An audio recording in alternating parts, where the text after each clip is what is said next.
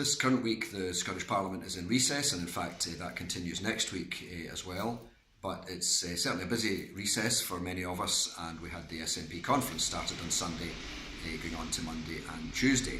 I mean, a huge number of issues were debated, and also there was many organisations exhibiting and running fringe meetings and so on, so I will not attempt to go into all of these. But the one motion I spoke about was the whole question of maintenance of tenements. And I believe this is a huge issue. It's one that people maybe haven't talked about enough. But I meet many constituents, and I know it's the case around the country, where people are not managing to get their tenement property maintained. Now, at the good end of things are where a tenement is run by a housing association.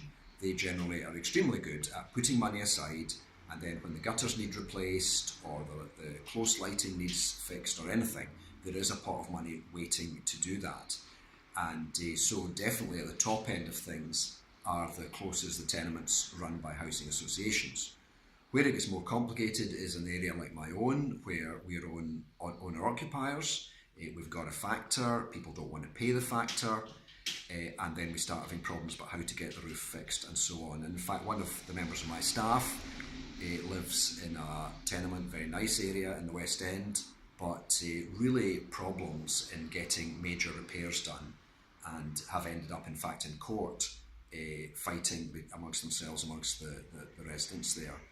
So my colleague Ben McPherson in Edinburgh has highlighted this as a problem that really needs addressing. I totally agree with him. There's a lot of questions. It's not a simple area. We maybe need legislation. One suggestion is, should there be compulsory factors? But at the same time, many people have had a bad experience of factors, and if we gave them more power, that could go wrong. So if there's going to be more power in factors, then there also needs to be more responsibilities on them as well. And another suggestion is having a sinking fund, so that all of us who own property, in common property in tenements and so on, have to put aside so much money a month for major repairs that might come up in future. So it's not a simple area, and it's certainly not concluded, but it was really good to have it highlighted at the SNP conference. There were nobody against that, and the whole conference agreed that this is an area we need to take forward, that the Scottish Government's going to look at, and a number of us will be chasing them up and following that up as well.